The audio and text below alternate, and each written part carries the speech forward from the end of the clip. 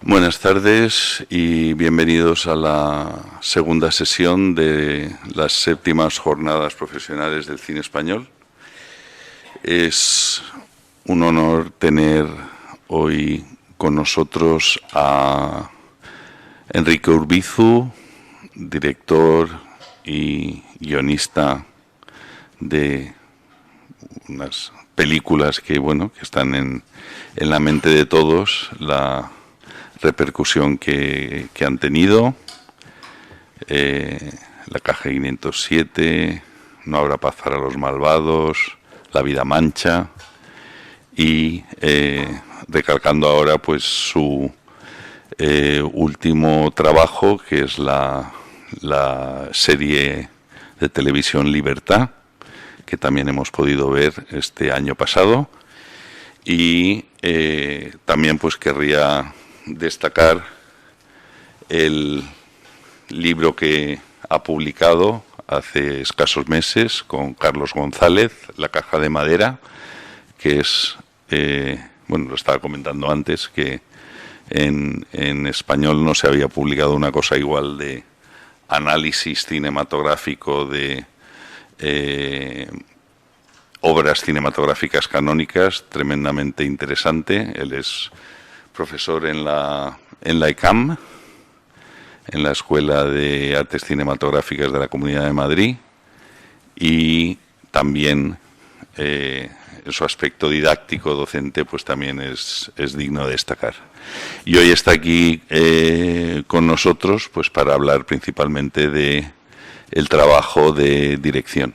Entonces, Enrique, cuando quieras. Apago yo el mío. Muchas gracias. Muy buenas tardes.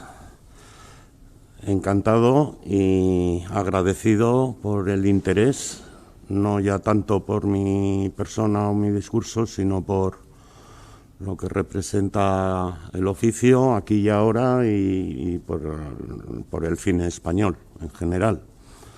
O sea que muchas gracias a todos ustedes.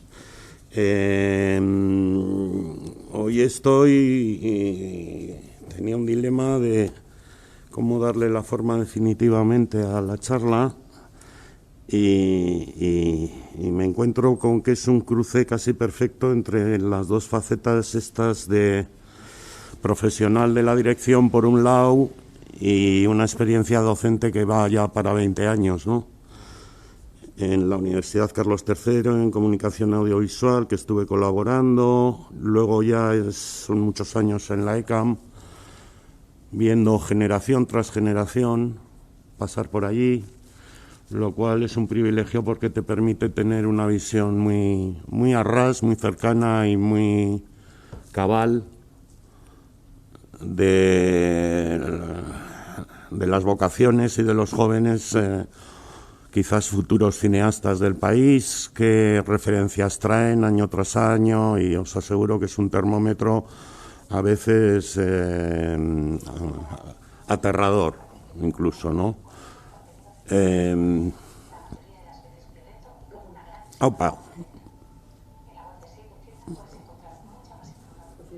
No pasa nada, si se calla ya el cacharro, cosas de los tiempos.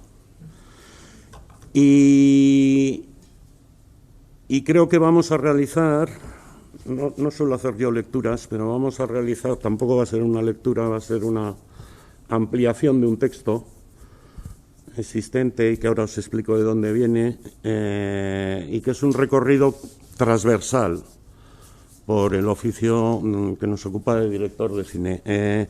Podríamos tener la opción de repasar milimétricamente un proceso de producción, por ejemplo, de la serie Gigantes, de la serie Libertad, de No habrá paz y demás, y ir desgranando las diferentes fases y demás, pero me parece que sería una charla quizás más indicada para precisamente este tipo de audiencia estudiantil y juvenil, ¿no? Creo que esta especie de recorrido transversal y caprichoso puede darnos pie también a la interrupción, y lo duden si no entienden algo o quieren preguntar o algo, en vez de esperar al turno de preguntas. Todo lo que sea agilizar, no nos vamos a perder. A la hora de realizar ese libro, que tiene una segunda parte no dedicada al análisis formal, al análisis del lenguaje, que es de lo que trata el libro, hay una pequeña segunda parte que se llama Sobre el oficio. Y que cuando lo estábamos escribiendo Carlos y yo era un texto prolijo, denso, lineal, y entonces se nos ocurrió darle la forma de glosario. Los glosarios están muy bien porque extrapolas los términos más importantes de los que quieres hablar y luego le das al botón del orden alfabético. Y el orden alfabético tiene asociaciones maravillosas, casuísticas también divertidas en ocasiones, y es inocente, ¿no? Entonces fuimos ordenando una serie de palabras, tampoco son muchas, queríamos que fuera bastante sintético y generalista, que lo que tratan es demostrar al lector o al alumno o a ustedes, cuando si lo oyen les interesa, quizás la parte más difícil del oficio de un director de cine, que es conducir la idea creativa esencial desde el principio hasta el final, hasta la entrega de la copia estándar. Este es un proceso bicéfalo, así estamos todos de la cabeza, que por un lado implica una imprescindible soledad, un trabajo con el texto, eso que se llama guión. Luego veremos una ampliación de estos términos. En un proceso creativo que abarca meses, si no años, que implica, no sé si se han fijado, pero ahora el cine norteamericano, cuando acaban todos los créditos del rulo final, solo nos quedamos el proyeccionista y yo. Ya no hay proyeccionistas, solo nos quedamos 4 colgados. Ponen una nota diciendo, en la elaboración de esta película se han firmado 1.500, 2.000, el de West Side Story, las cifras eran espectaculares. Contratos, se le ha dado trabajo a, pues eso, a 10.500 personas, y hubo contratos secundarios y terciarios, es decir, dejar una constatación, bien que invisible, ocupando semejante sitio en la proyección, lo último de lo último, pero dejar constancia del enorme esfuerzo que supone llevar a cabo una película, que el vecino del segundo cree que las hacen solas y que además él las haría mejor. Porque del cine, claro, el cine es muy barato opinar, ¿no? Para hablar de Proust te lo tienes que leer, es distinto. Total, que es un proceso que implica a un montón de gente con una responsabilidad financiera normalmente cara o carísima. La película más barata está por encima del 1.000.000 de euros, hablo de los baremos españoles medios, y te los tiene que dar alguien, ¿no? 1.000.000 y tal, pues bueno, con un bolivic y un tacofolios te puedes poner a escribir, pero para poner algo ahí y proyectarlo necesitas responsabilidad financiera, además, que luego hablaremos. Es un proceso muy ajustado, tanto de márgenes temporales como económicos. Es muy difícil, nuestro gran enemigo es el imprevisto. Y luego es imparable. Es un tren mercancías descendiendo a toda leche. Una vez que arranca, las decisiones son cotidianas, a diario, meses antes de dar motor. Más te vale que sean decisiones tomadas meses antes de dar motor. Y constantemente sometidas a 1.000 posibilidades de variaciones, desde el estado de ánimo de un actor a la lesión del jefe de maquinistas, a sencillamente que llueva cuando no tiene que llover. Luego llega el montaje, llega la postproducción del sonido, ahora llegan todas las tecnologías digitales, que si quita este árbol, ponme una casa, cámbiale de ropa, estas enormes facilidades que nos dan los malditos botones y los ordenadores y demás. Y luego vienen las mezclas de sonido. Bueno, ya antes ha ido el productor a verla y a decir, Dios santo, tal cual. Es decir, es un proceso largo en el que en cualquier momento hay mil posibilidades de interferencia que no necesariamente sean buenas.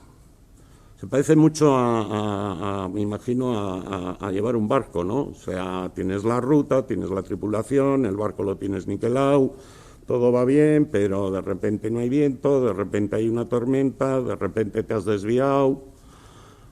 En fin, tienes que saber a dónde vas, siempre, ¿no?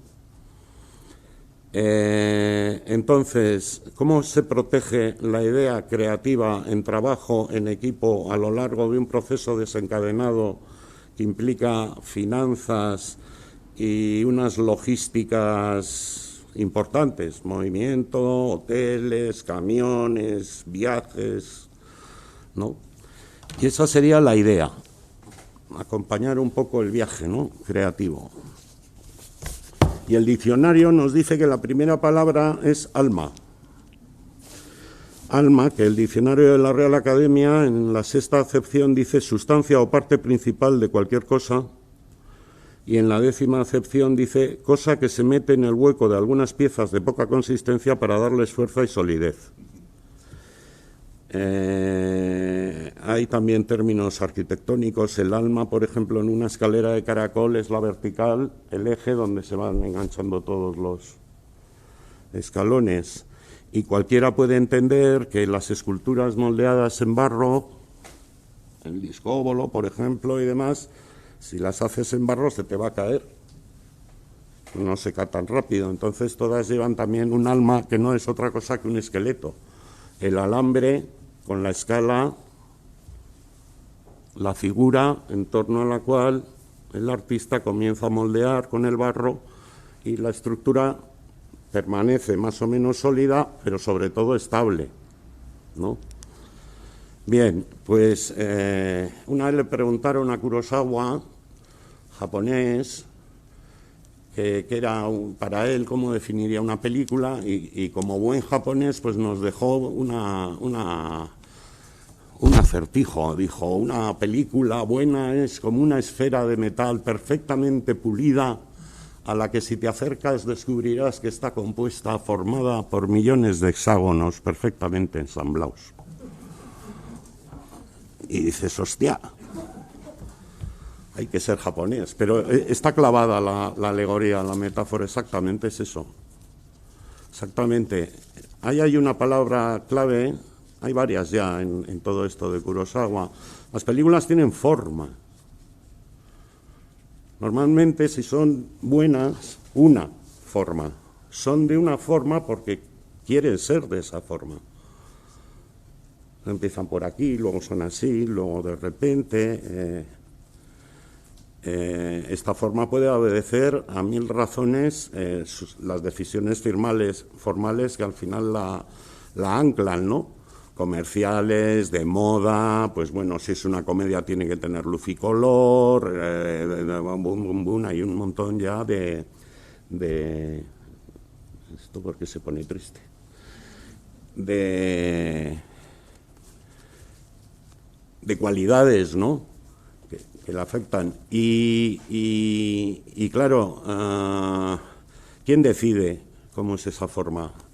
El director. Por capricho, no debería. Por inercia, se rueda como se rueda habitualmente y tal y cual, de manera no demasiado, sin demasiada implicación, o por favor no te pongas artístico, o no la cargues demasiado de sentido. En fin, depende de cada película, qué marketing, qué esperemos de ella, pues tendrá unos a priori u otros, ¿no? Pero luego, y vamos a hablar de cine y de cineastas en general, El cineasta tiene que trabajar con ese material y encontrar el alma, la esencia, que no es ni el resumen, ni es el pitch este que llaman, que te dice tal cual contra Godzilla, y dices, joder, qué buena idea, y ya está, es una frase, esto muy americano, ¿no? El pitch. Se lo enseñan también en la escuela a los chavales, que aprendan a hacer pitch, que es jugarte la película en una entrevista de 5 minutos con un desconocido y acertar a definir tu película con una frase. O sea, es una gran idea para acertar a descubrir jóvenes talentos. O sea, dime una frase, no me gusta, fuera. Bueno, de lo que hablo no es exactamente eso. No hablo exactamente de eso. Si una película va, por ejemplo, el último de Murnau, sobre las apariencias humanas, el lugar que ocupas en tu círculo social casi depende del cargo que se te reconozca, no de otras calidades humanas y demás. ¿A qué resoluciones formales lleva ese tema a los autores de la película, no? Ese sería el camino. A ver si nos entendemos un poco mejor. Dado que contiene la esencia, el alma es la base estructural primera en torno a la cual trabajar. Idea, una suerte de marco de pensamiento común para el equipo. Es decir, el alma no solo es para hacer pitufadas poéticas, el alma es un concepto que tiene que impregnar, contaminar, contagiar a todo el equipo que va a llevar a cabo la película. Si el equipo creativo y artístico con el que estás trabajando entiende de alguna manera la esencia de la obra, que decía Heidegger, a la esencia de la obra pertenece el acontecer de la verdad. Te cagas la frase. Me la apunté para un rodaje. A la esencia de la obra pertenece el acontecer de la verdad. O sea, que la escena transmita credibilidad, verosimilitud, pertenece a la esencia de la obra. Tienes que saber de qué va tu material, ¿no? Que no es solo el guión, como ahora enseguida descubriremos. Y aquí hay una idea en el gran escritor Robert Louis Stevenson, que también hacía ensayo y también se carteaba con jóvenes escritores y aspirantes a escritores. En una carta a un joven escritor le recomienda que para arrancar está muy bien tener una estaca firmemente clavada en el suelo, en torno, dice Stevenson, a la cual tejer. Esa sería una visualización magnífica de lo que buscamos con la palabra alma, y todos habréis visto en alguna ocasión un baile típico, en el País Vasco lo tienen, que es una estaca vertical con muchas cintas de colores. Este baile está en muchas culturas. En México también se tiran desde unos árboles haciendo, lo fotografió muy bien Bardem en las sonatas, eso. Los jóvenes vascos, claro, se van cruzando, las chicas y los chicos, sin tocarse. Es importante, tratándose de folclore vasco, ni rozarse. Y van tejiendo perfectamente en el palo las cintas, mientras mágicamente, ¿no? Se van cruzando bailando, dices, qué lío, ni se chocan ni tal, y queda perfectamente en los tiempos. Recuerdo en Bilbao que quedaba la icurriña en el mástil, ¿no? Pero da igual, o sea, queda. Y es una alegoría muy buena de la coordinación de un montón de gente, cada uno haciendo su función y todos participando de una función común, como un sistema celular. Eso sería el ideal de un buen trabajo en equipo. Me imagino que en cualquier parte, pero especialmente en el cine, porque todos no solo tienen una función creativa. Tienen que aportar los pequeñitos hexágonos de los que habla Kurosawa. Y tienen que estar todos bien. Vestuario, el ayudante de vestuario, atrezzo, un buen atrecista que tiene cuidado, que te tiene el decorado, que lo cuida, que está pendiente. El mezclador de sonido, que se hace un estudio ornitológico para ver qué pájaros cantan por la mañana, cuáles cantan de noche, qué pájaros cantan en ese clima, en esta zona de la meseta. Claro, dices, que que es la siguiente palabra por orden alfabético, comunidad. Comunidad. Las películas son artefactos complejos compuestos de una multitud de piezas que han de engarzarse con precisión, teniendo en cuenta la función de todas y cada una de ellas en la estructura formal completa de la obra. Se trata, por lo tanto, de una artesanía delicada, de un trabajo en equipo, una suma de talentos e iniciativas que comparten el mismo marco de pensamiento durante la producción. Y aquí me gusta mucho citar la frase del antropólogo Ángel Luis Arzuaga, que todos conoceréis, el de Atapuerca, que ahora anda escribiendo libros divulgativos con Millás y tal. Y tiene una frase que a mí se me quedó clavada hace mucho en una entrevista que dice: crear es relacionar. Relacionar, por ejemplo, términos abstractos que nunca se habían relacionado, pues bueno, vas y te cruzas con el fuego, ¿no? O con el arco, o con... Pues bueno, comunidad es una palabra muy importante en esto. Tenemos el concepto de gremio, también me gusta reivindicarlo. Hay unas dimensiones industriales hoy en día en las televisiones y demás que hacen que todo esto parezca un cuento de Andersen y un mundo ideal de Yuppie, pero no es así. Depende en qué producciones te encuentres. No creo que sea el caso de las grandes producciones americanas, pero en España tenemos que sobrevivir de otras maneras. Los medios son mucho menores y la inventiva de la gente también hay que sabérsela ganar y demás. Bueno, estábamos hablando de almas, de síntesis, de esferas y de no sé qué. Esto es un collage sencillísimo, totalmente aleatorio, caprichoso, que yo empecé a montar al comienzo de la preproducción de la serie Gigantes. Luego se enseñó el de Libertad, que es más lustroso quizás. Esto está en mi despacho. Estáis viendo la mitad. Aquí había una parte más de narrativa. Aquí todo esto son anclas, ese marco de pensamiento común del que estoy hablando, a un nivel sensorial, temático. Se intuye la paleta de colores, hay unas influencias pictóricas comentadas tanto con dirección artística como con fotografía, y como veis no hay ni una sola absoluta referencia cinéfila. No solemos usar eso,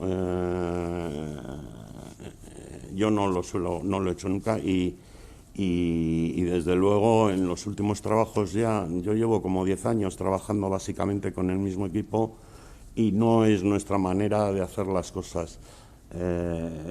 ¿Has visto tal o cual peli? O para Gigantes en concreto, no. Cuando hablaba con Jorge Dorado le decía: yo me estoy viendo a Douglas Sirk y a Vicente Minelli, los melodramas, que era lo que me interesaba para hacer esa serie. El lado thriller ya los he visto todos. Y así también, pero lo quería revisar, ¿no? A nivel de colores, de luz y demás, pero poquito más, ¿no? Entonces, bueno, aquí no está, pero Goya es fundamental en las dos series, en Gigantes, sobre todo en la segunda temporada, que está citado literalmente, y en Libertad muchísimo más, ¿no? Ya que era su época. Bueno, pues aquí tenemos a un Caravaggio, que es la Santa Catalina, una de las versiones de Santa Catalina, que es una santa... está basada en el mismo mito que Hispasia, o sea, la mujer filósofa, la mujer que es más sabia que los sabios de su comunidad. Entonces cae en desgracia. Ella era una gran cristiana, pero claro, tenía cacumen, y un día, pues en un debate, por lo visto en plaza pública, se fundió a los filósofos y la condenaron a morir torturada entre dos ruedas de madera con metales. Las rompió, dicen. De hecho, si os fijáis, la rueda está rota y tiene pinchos. Y bueno, luego tiene todos los códigos que tiene la pintura y demás, que no voy a extender. Tiene el metal en la mano, una daga. Tiene la espiga de la fe, yacente aquí. Y luego los rojos estos de Caravaggio, ¿no? Siempre tensionando, siempre contrastando. Aquí ya, con Unax Mendía, director de fotografía, hablábamos ya de unas tonalidades y de unas texturas que eran esenciales. La serie pasa en el Rastro de Madrid, va de anticuarios, madera, hierro, piedra, Castilla, Madrid, se puede pisar, todavía está.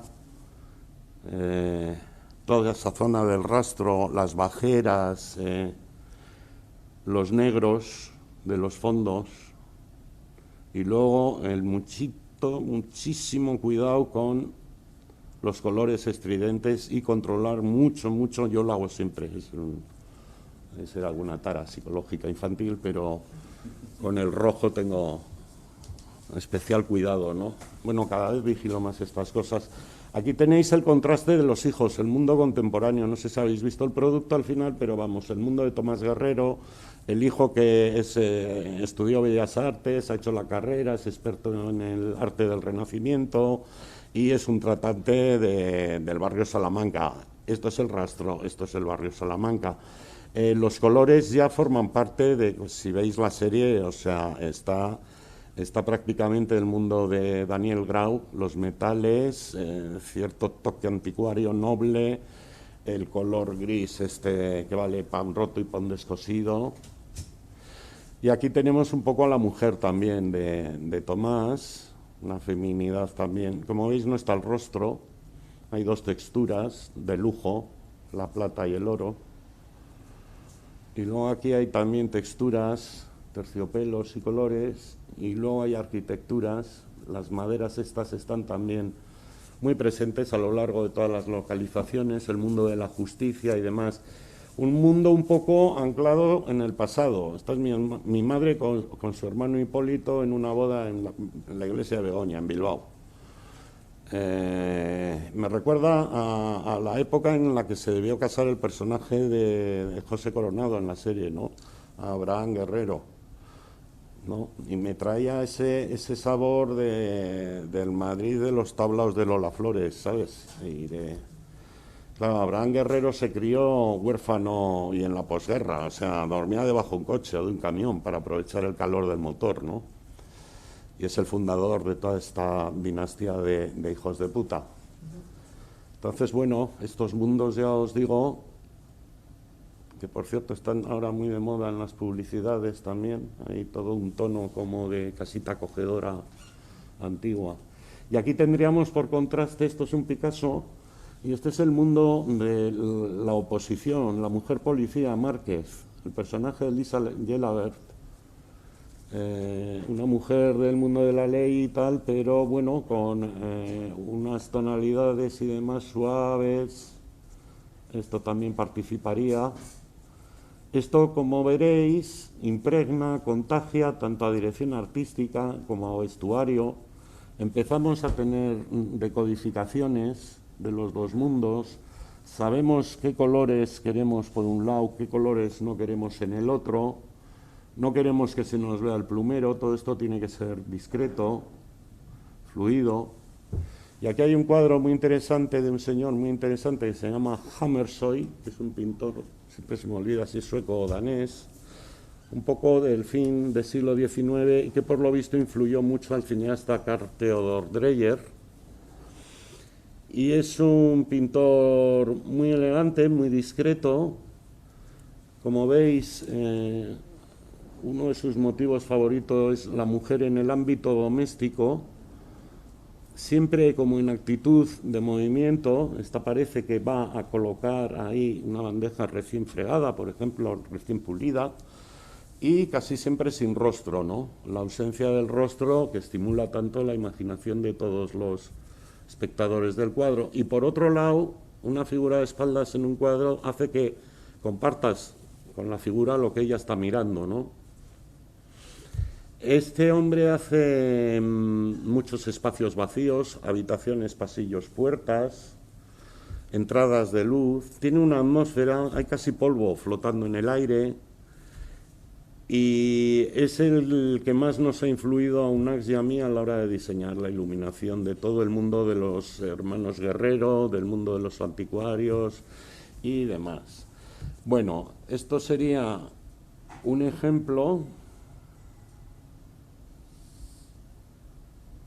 Aquí. ratoncito. Y esta sería, a ver, ¿dónde está? Ah, esta es Libertad. Lo mismo de la serie Libertad. Esta es más lustrosa. Como veis también hay pintura, está Fortuny, las texturas de las paredes de los pueblos, de los decorados, varios tipos de combinaciones muy bandoleras. Teníamos que tener dos bandas, una negra y otra más colores tierra. Esta, por ejemplo, son temáticas, ¿no? Para mí, la protagonista de la serie Bebe la Llanera es esta, Leona de aquí. No puse una foto ni de una actriz ni de nada. Vi esta Leona, la recorté y la pinché aquí. Y este es su ex, el lagartijo. ¿Y por qué puse a Mitchum? Pues todavía me lo planteo, pero me gusta tanto verle ahí. Tiene una aridez, esa cosa mineral de los rostros, y quizás sea la única referencia cinéfila de los dos corchos, pero también atañe a un estilo de la interpretación y de el moverse en el encuadre y tal. Esta era una serie muy física, muy sin prisas, muy para mirar, muy para escuchar. A los que nos gustan los westerns nos gusta el sonido de las pezuñas, nos gustan los relinchos, nos gusta la madera, cómo suena cuando la pisan con las botas, el contraste con el metal de las espuelas, el sonido de una bala entrando en un cargador, el viento, el polvo, lo oxidado. Es un cine muy de texturas, no es tampoco para ir con prisas. Entonces, a los que nos gusta eso lo tenemos muy en cuenta. Yo disfruto mucho, por ejemplo, pues, con las mezclas de Hasta que llegó su hora, en la famosa escena del comienzo. Es algo que solemos ver en clase y que estimula realmente la capacidad de los chavales para inventarse cómo hacer casi la música con los sonidos de lo que habita el encuadre, ¿no? Un ventilador, un molino, una puerta que golpea el viento, rachas repentinas, un perro que pasa al fondo, una gotera, y de repente tenemos ahí casi 15 minutos de cine. Bueno, aquí como podéis ver hay colores, estos son tejidos en dos tonos bien distintos, búsqueda de contrastes violentos, texturas para la noche. Aquí hay todo un mundo, estos Zurbarán, otra santa, pero si amplías el bolso y luego ves las mantas que se hicieron para la película y demás, el azul es el de la chaqueta de la llanera, de la prota, está entre este y este. De nuevo no hay mucho que decir, verme las entradas de la luz, claro, la iluminación con velas, la iluminación natural. No te vas a poner a cocinar lejos de la ventana en aquella época, ¿no? Ese tipo de cosas y demás. Bueno, las dejo ahí para seguir un poquito. De la C nos vamos a la D. Director es el responsable último del acto de comunicación con el público. Dirigir implica tener un punto de vista sobre el mundo y sobre el material que manejamos. Nuestra materia prima como cineastas abarca todo aquello que atañe al ser humano. Nos dedicamos a observar, sintetizar y dar a ver tiempos recortados de la vida de la gente. Esta es la asignatura más dura probablemente con los alumnos año tras año. Bueno, las películas son de superhéroes, las películas son de detectives, todas las películas tienen como materia prima la vida de la gente. Las malas, las buenas, las mediocres, los documentales de National Geographic también.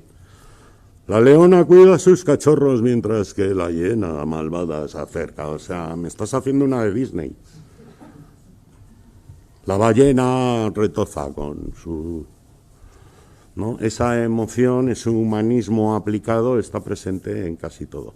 Y en cualquier caso, no existe película que no hable sobre nuestros semejantes. Para mí, hacer entender a los chavales que una condición indispensable para dedicarte a esto de por vida, que no es fácil, es bastante duro, te tiene que interesar la verdad, el mundo en el que vives, la verdad es una puñeta, ya sabemos que vete a saber dónde está, pero la búsqueda, el encontrar, la verdad, una situación que estás fotografiando entre una pareja o un conflicto entre obreros y yo qué sé, y empresarios, o lo que sea. Estamos hablando de la vida de la gente, ¿no? Para lo cual tienes que tener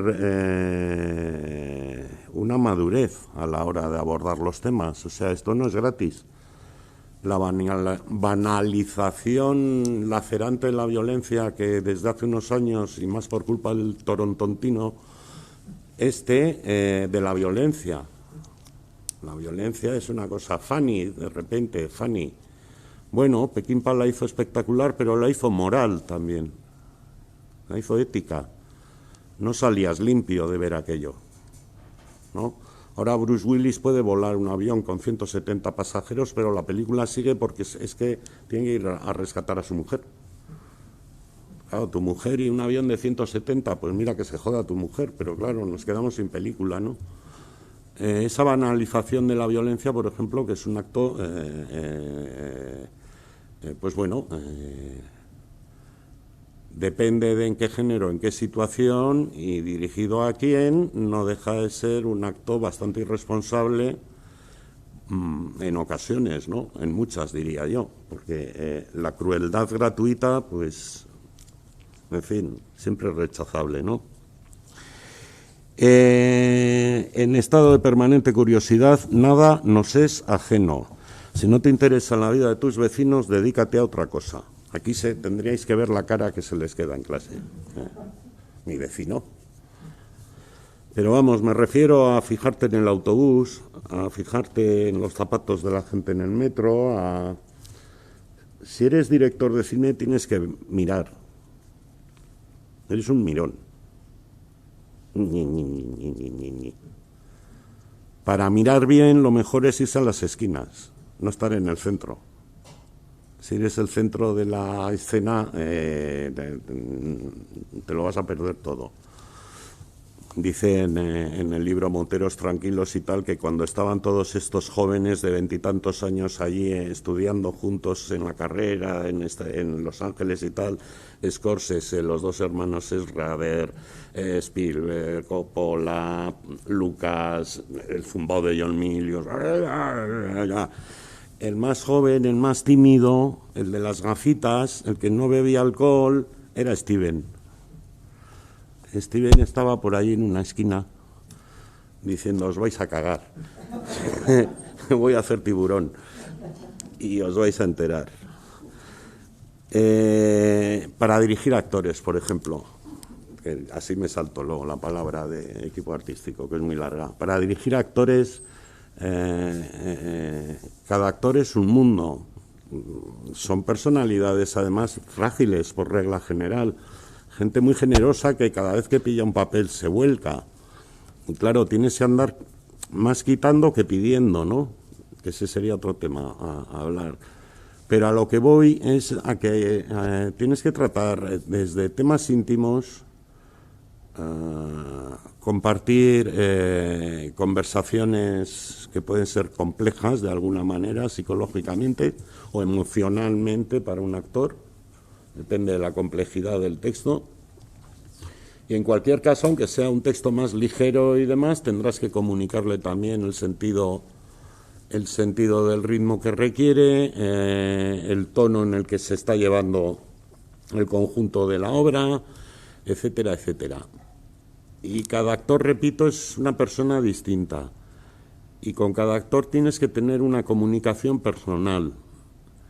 Y no hablo solo, ni muchísimo menos, de los protagonistas.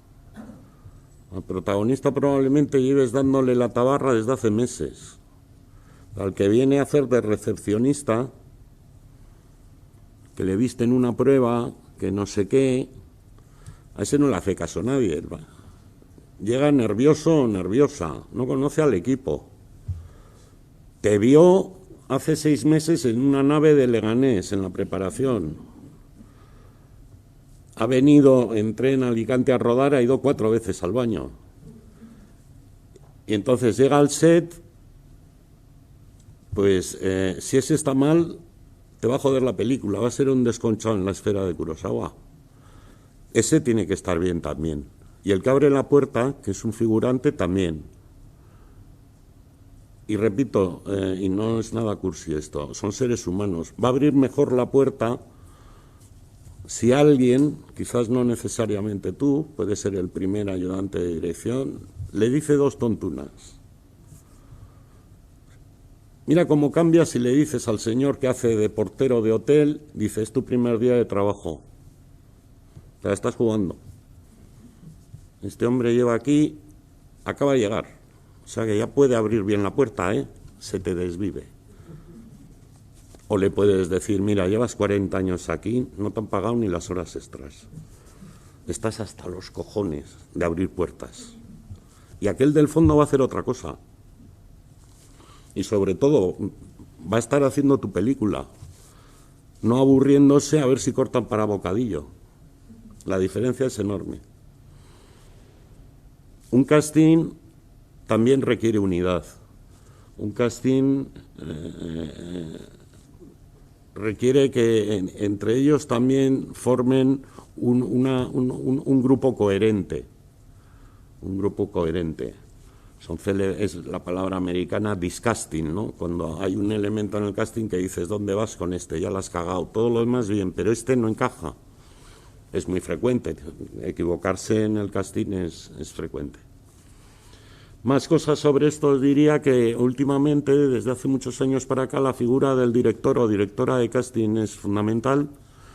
Hacen los repartos, suelen tener sus círculos de actores, tal, y han vuelto todavía aún más vagos, si cabe, alguno de mis compañeros, que si ya tenían miedo a los actores, ya ahora tienen alguien que se encarga.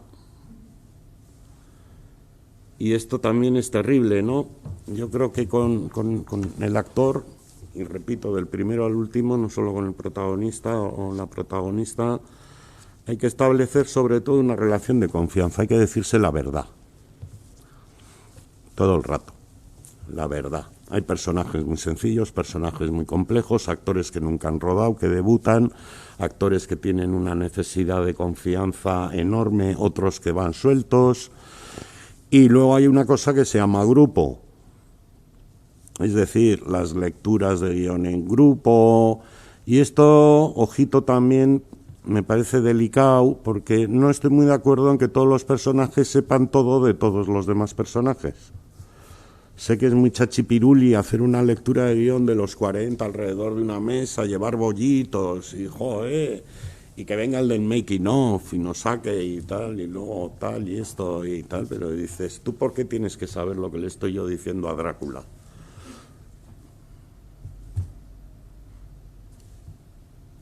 Entonces, ojo con eso, porque a veces estás echando mala semilla donde no debes. Hay exceso de información, que tampoco es tan malo como que no haya información suficiente.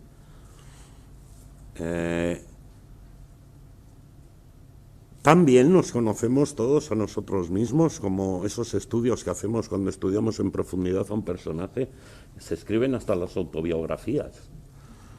Te viene la actriz joven, novata, y dice, mira, un cuaderno todo escrito en rojo. Dice, escrito la biografía de mi personaje.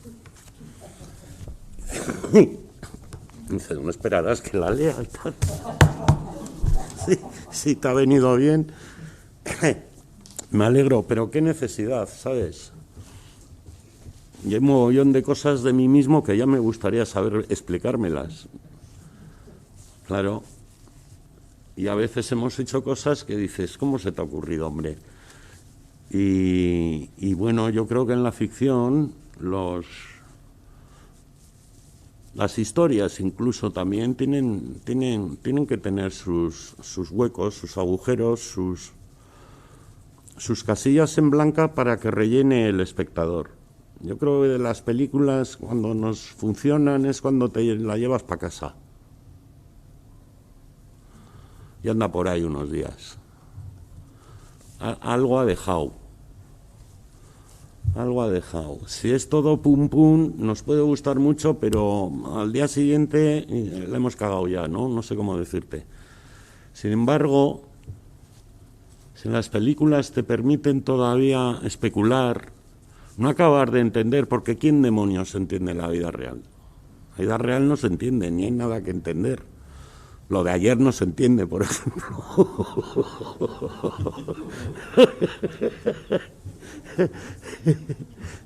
La Olimpiada China tampoco la entiendo, yo qué sé. Han encerrado a una atleta danesa aterrada, está me han metido aquí en una caja, sacarme de aquí y llevarme a mi casa. O sea, y esta manía, sobre todo, que implantó el cine comercial occidental, el americano, a la cabeza de que se entienda todo, ¿no? Y esto lo sufrimos. Os voy a contar caso real, porque esto sucede en los despachos de aquí y ahora. Se habla de que en los primeros 14 minutos ya quitáis la serie, si no os gusta, estáis mirando hasta el minuto 14. Dice, cariño, ¿te está gustando? Bueno, por 13 y medio, ¿eh? Quita.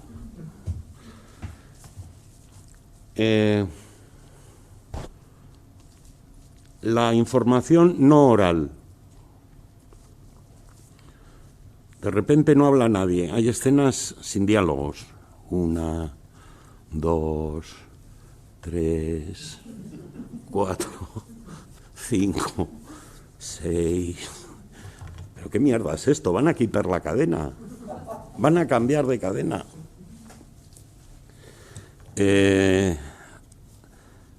Hay varios estudios ya. Me desvío ligeramente, tiene directamente que ver con el tema que estamos charlando, da igual esto, sobre la monoforma, ¿no?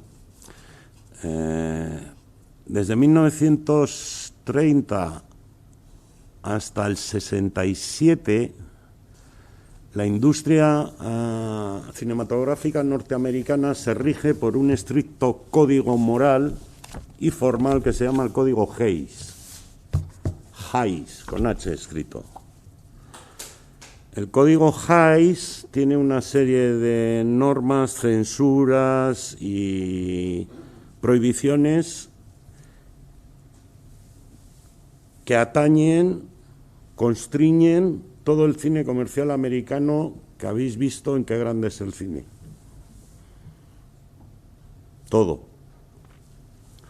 Los besos sin lengua, no más de 6 segundos, desnudos prohibidos, ninguna apología de nada que sea droga, jaja, alcohol y tabaco, ¡uy! Pero eso sí, alcohol y tabaco, palabras prohibidas, como Dios, Jesucristo, hostia. Viene un resumen pobre en Wikipedia, si lo queréis ver al llegar a casa del Código Hays. No se puede ver a las parejas en la misma habitación durmiendo. ¿Os acordáis de las 2 camas? Se pusieron de moda. Querida, ¿por qué no compramos 2 camas? Que se lo he visto a Spencer Tracy y está muy bien. Pues esto era el maldito Código Hays. La drogadicción prohibida. La inmoralidad prohibida. Lo sacrílego que atañe a cualquier tipo de religión prohibido. Es decir, hemos sido educados en un clasicismo con unas virtudes formales y artísticas brutales. Nunca ha habido tanta concentración de talento. No sé cómo sería Florencia en el Renacimiento, pero Estados Unidos en el siglo XX en Hollywood, vamos, o sea, alemán que destacaba, tráetelo para acá. Francés que destacaba, tráetelo a todos. Trae aquí a trabajar todos. Y así salía lo que salía, ¿no? Pero claro, bajo una estricta ordenanza formal, temática y moral. Algo muy similar a esta especie de instaurada de repente y desde hace muy poco tiempo monolítico dominio del mercado de las llamadas plataformas, ¿no? Entonces, Netflix, por ejemplo, tiene sus normas. No se pueden tocar el formato 2.1, temáticas, tal, y luego cuando por lo visto estás rodando para Netflix es frecuente que te vaya llegando memorándums comentando los copiones o corrigiéndote el montaje, es decir, producción en serie, eso sí que es producción en serie. Claro, eso es el lugar, al cineasta que le queda un lugar muy pequeñito que se llama realizador zorcete, o como se diga. Es decir, esto que estoy yo leyendo aquí, que tienes que tener criterio personal, reflexionar sobre el material y todo esto, ahórratelo, no molestes, rueda el plano de conjunto, los cortos, muchos ángulos de cámara, poder picar el montaje queda decidido arriba, ya no depende de ti. Es decir, hay un marco en televisión que es un peligroso desfiladero. La máquina no para de generar contenidos, por lo visto vemos más ficción que nunca. Yo no sé quién coño ve las 750 series que se hacen, ni de dónde se saca el tiempo para... ¿Has visto la de los suecos de crímenes? ¡Oh, joder, qué frío! Unos crímenes en Oslo allí... No, he visto la de los crímenes de Reykjavik. ¿Esa? ¿Has visto? La de Reykjavik, ¿esa cuál es? ¿La del puente? No, la del puente es la de Oslo. Y son todas como grises, azules, oscuras, negras. Y hace frío. Es un género. En fin, la hora, ¿no? Sí, pues menuda conferencia, ni he empezado.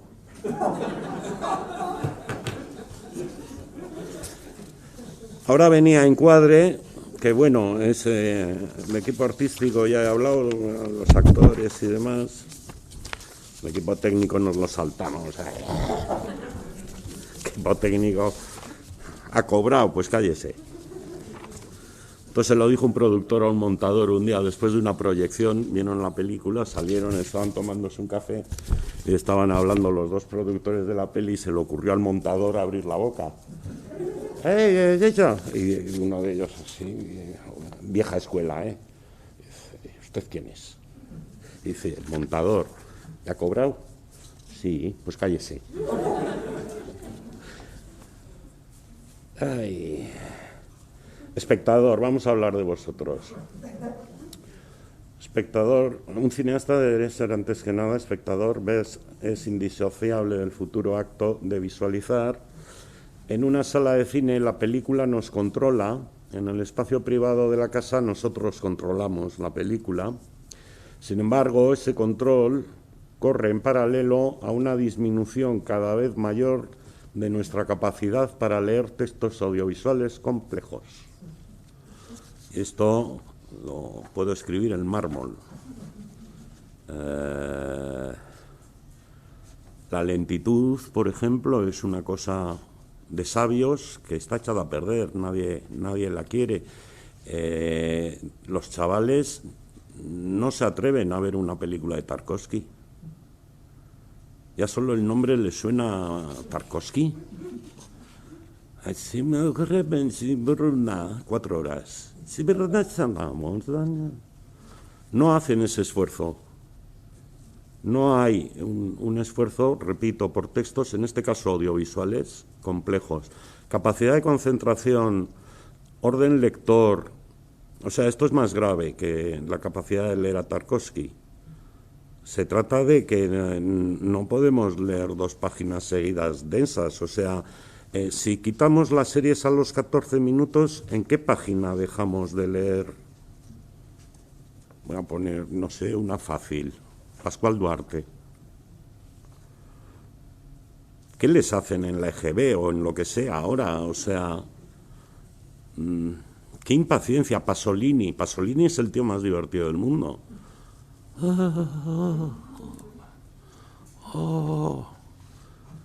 Bueno, nuestra capacidad para leer textos audiovisuales complejos, o sea que vemos mucho, tenemos el mando, tenemos las cadenas, podemos quitar la serie en el minuto 14 y cada vez nos enteramos de menos. Un espectador que no realiza una lectura atenta y crítica de aquello que se ofrece a su mirada y su escucha no es un espectador, solo es un consumidor. Come, pero no se alimenta. Toma. Creo que está bien descrito, ¿no? La cualidad formal La unidad, bueno, vamos a pasar a que hagáis preguntas si tenéis alguna. Dejadme que os diga la última palabra, más que nada por... Hay que hacer un ciclo para leerse esto. Unidad, era la última. Fijaros, la primera va y sale alma y la última unidad. Yup. Orden del diccionario. Probablemente la característica principal de una obra en la que le hace adquirir su carácter formal propio. Todo comienza con la intuición íntima del alma, tal y como la entendemos aquí. La unidad es difícil de mantener, peligra en cada secuencia y en cada día de rodaje, depende del presupuesto, del trabajo coordinado de cientos de personas a lo largo de varios meses que implica la integración de disciplinas y tecnologías dispares. La unidad es el dominio de la tensión emocional, el ritmo, la fluidez narrativa, la estricta vigilancia de la estructura profunda del relato. Es la misión principal de un director de cine y la unidad suele resultar, por fortuna, inalcanzable. O sea que hay que andar detrás de ella todo el rato, porque no... Pues ya me callo, hagamos preguntas. Joder, es... Bueno, para empezar. Pues vamos recobrando el aliento, porque esto ha sido, vamos, sí, tremendo, ¿no? Enrique, no, buenísimo, buenísimo. Y pues aprovechad.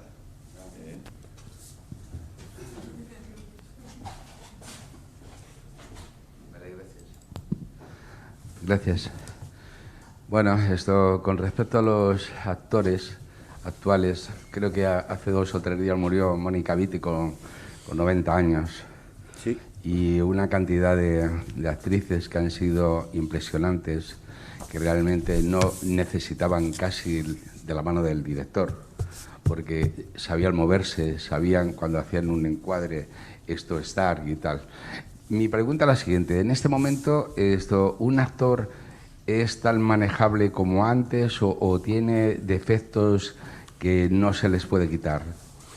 Depende de cada actor. Hay actores que el éxito les sitúa en una posición de poder y se hacen los amos del set.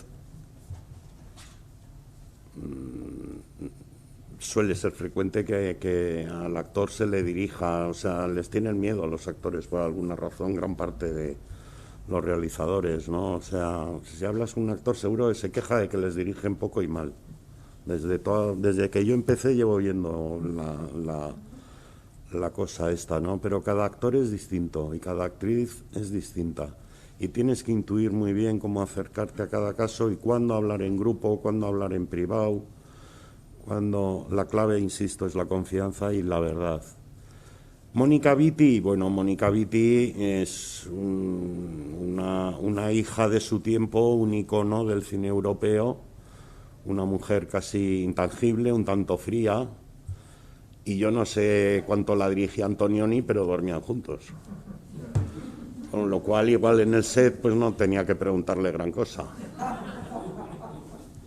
Ahora, como era Mónica con otro, con Comencini, pues habría que preguntarle a Comencini, ¿no? Pero con Antonioni me imagino una complicidad de pareja que tampoco tiene por qué ser buena a la hora de dirigir. Dirigir a mi señora es un panorama que se me ponen los pelos de punta. A mí no me vuelvas a decir lo que me has dicho hoy en el set, ¿eh? Y menos delante de esa o de ese. Ya te digo, yo hace muchos años trabajé con Juanjo Puigcorbe cuando Juanjo Puigcorbe era Benito Mussolini, ¿sabes? Y hostia, era agotador el set. Planteabas la puesta en escena y te encontrabas a Juanjo así. ¿Qué te pasa, Juanjo? Y tal.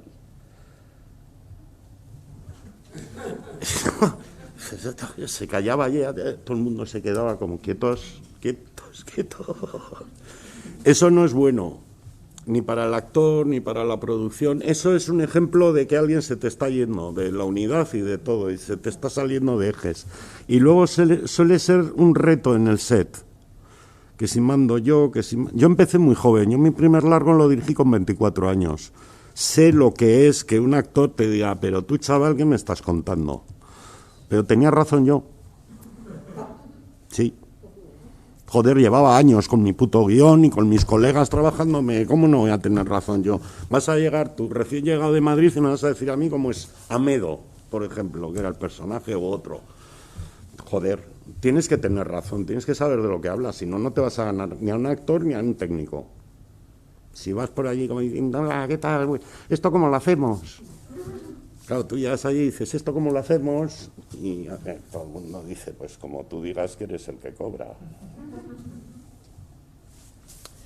Entonces, ya te digo, hay actores que son grandes estrellas y que son magníficos y humildes. Hay actores muy mediocres que son insoportables. Y te voy a contar brevemente una anécdota de una entrevista entre Marcelo Mastroianni y Vittorio Gassman, charlando los dos de sus cosas. Y me imagino que con gran ironía, pero no muy descaminados, decían que la inteligencia no es una virtud que deba adornar necesariamente al intérprete.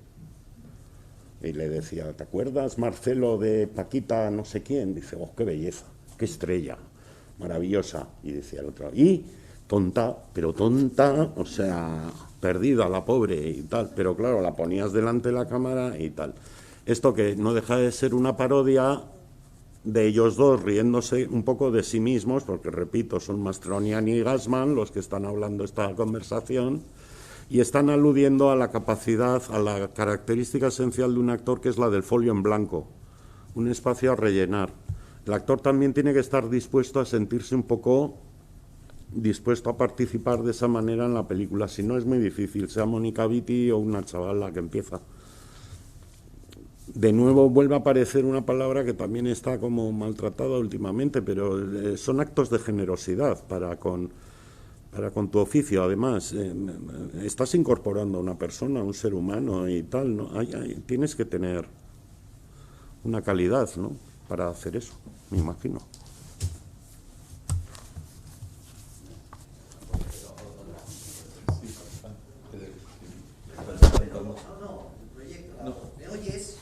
Sí. Disculpa, mira, estamos en el ámbito universitario de la universidad y Gigantes has trabajado con dos actores que se han formado en esta universidad, como son Nene Librado y Ariana Martínez, y hay alguna escena en donde están juntos. Yo estaba viendo porque... Son novios en la ficción, sí. Entonces, sí. ¿Coincidieron aquí? Ellos empezaron aquí. Y entonces yo quería saber cómo ha sido tu trabajo con ellos, porque hace que no los veo. Pues mira, son dos casos de a la primera y el primer día que vinieron al casting. No juntos, que vinieron por separados. De hecho, no detecté que se conocieran, porque de inmediato los adjudiqué como pareja de novios en la ficción. Nene no me hizo falta ver a nadie más. Este cacho carne, ¿quién es? Esto es... Le conocía de monologuista y de humorista, pero claro, en la prueba no anduvo con tontunas. Hacía el hermano noble de los tres, tiene ese físico y al mismo tiempo ese candor, un poco de ingenuidad, lo tenía todo. Y luego he visto pocas chicas que a la primera, según han entrado por la puerta, me hayan dado tanta sensación de salud, de alegría, de vitalidad, de luminosidad como Ariana. No la llaman para nada, apenas trabaja, yo no entiendo nada. Que Ariana no esté trabajando más habitualmente y demás, porque además es una estupenda actriz, pero eso no sé, igual es intuición. ¿Por qué eliges a Nene nada más verle y por qué Ariana es perfecta y encima es la novia de Nene? Con el personaje de Yolanda también me pasó. No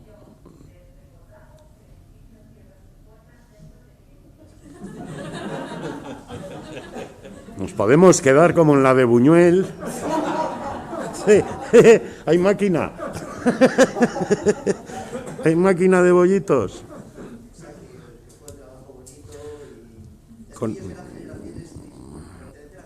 Yo con mis actores intento que disfrutemos todos.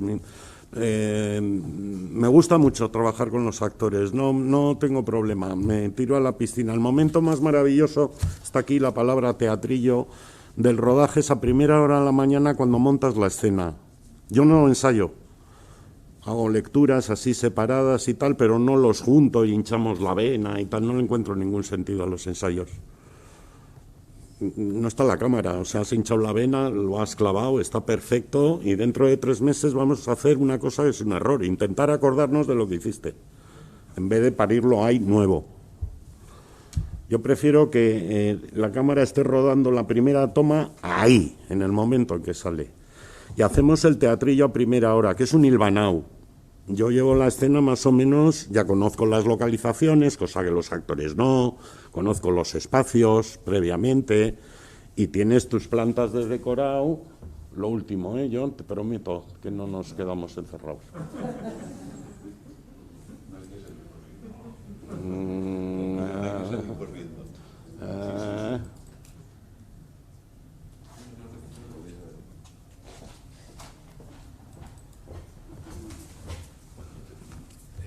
Ahí tenéis la letra que los curas me decían que no iba a llegar a nada.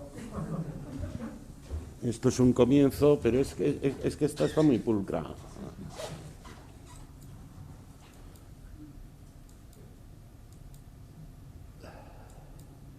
Esta mola.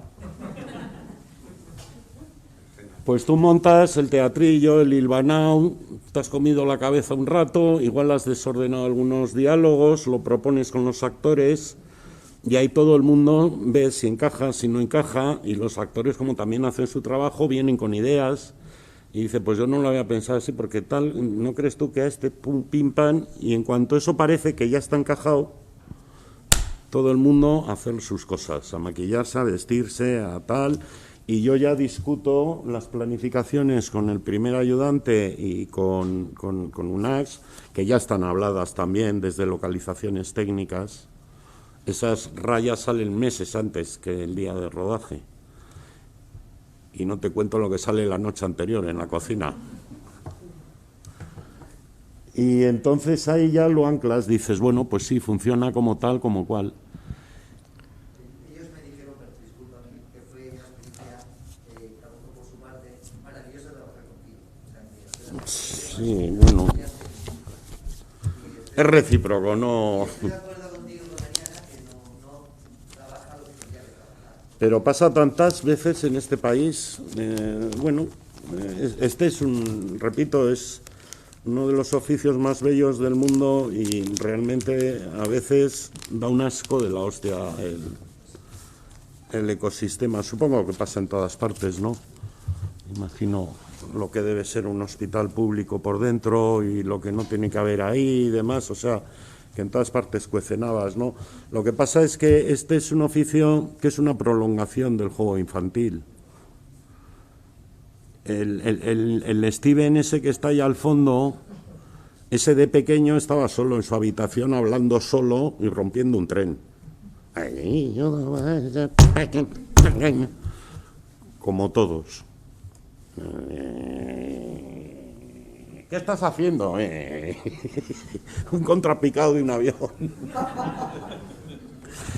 Y a los Madelman les hacías hablar.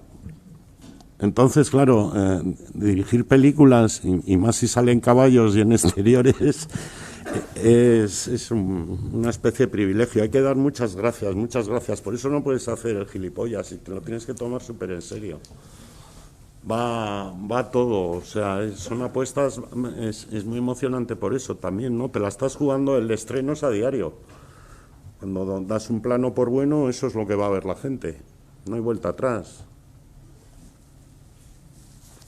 una última Sí. pregunta. Sí, espero ser breve. Muchas gracias por la conferencia, ha sido un placer realmente. Muchas gracias. Por la generosidad y el punto de este socarrón también muy divertido. Yo quería preguntar una cosa que me parece muy interesante, dado que eres un director con una gran experiencia, con mucho tiempo de experiencia. Luego, además, trabajas con alumnos en la docencia durante 20 años, como tú mismo has comentado. Viendo un poco cómo se está trabajando, o sea, cómo lo que estamos viendo, el poder que tienen las plataformas y lo que te están condicionando a la hora de generar contenido, está difícil porque realmente has hablado de Tarkovsky y estamos hablando también de comida rápida o comida de calidad. Nos vamos a comer un buen jamoncito o nos comemos mierda, que es lo que se está comiendo. Una buena analogía. Hoy en día está claro que la gente joven asume un poco los contenidos de calidad o de profundidad, ¿no? Y aguantan muy poco tiempo. Eso ya lo sabemos. ¿Tú cómo te atreverías a hacer una especie de...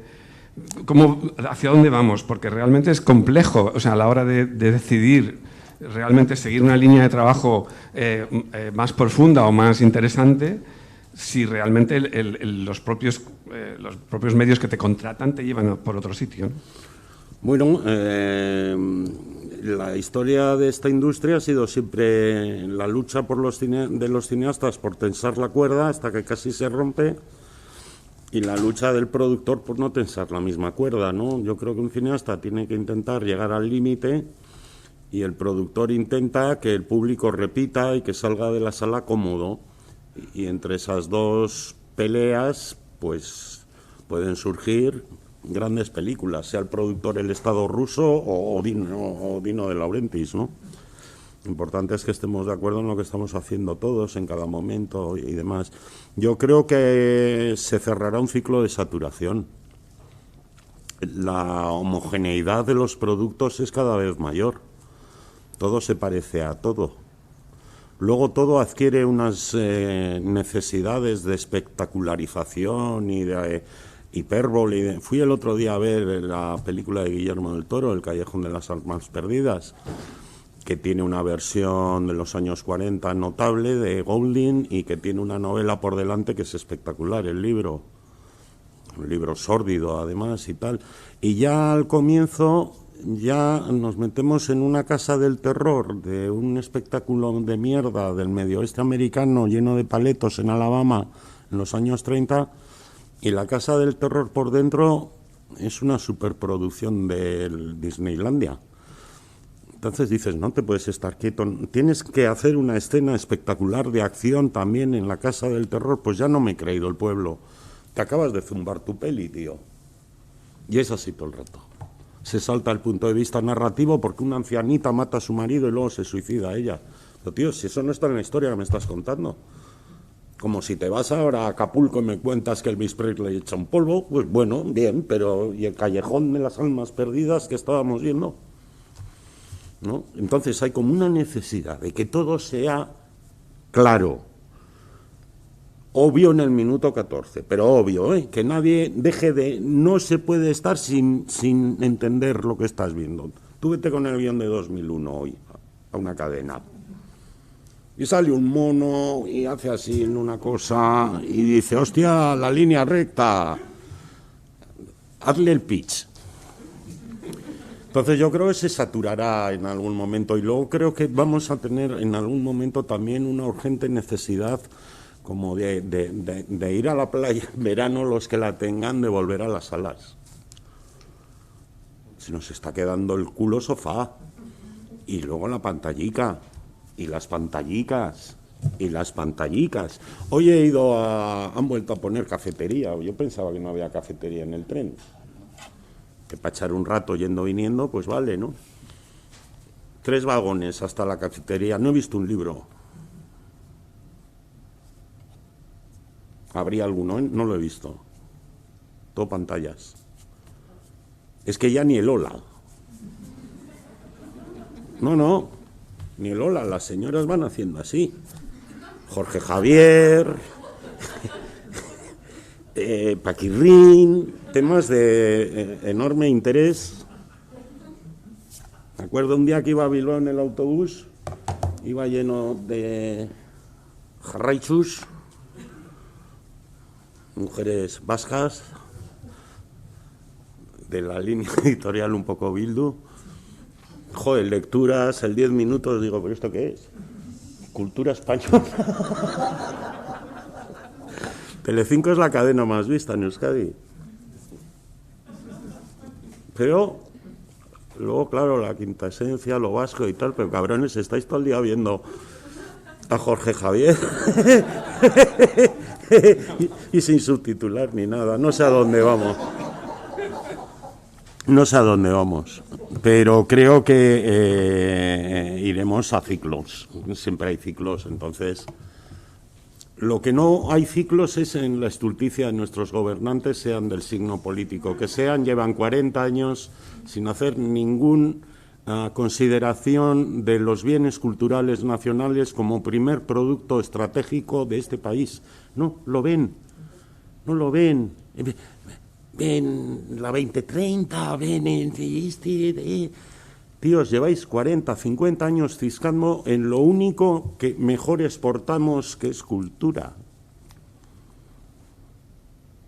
¿Ha hecho más Almodóvar o el Instituto Cervantes por la difusión?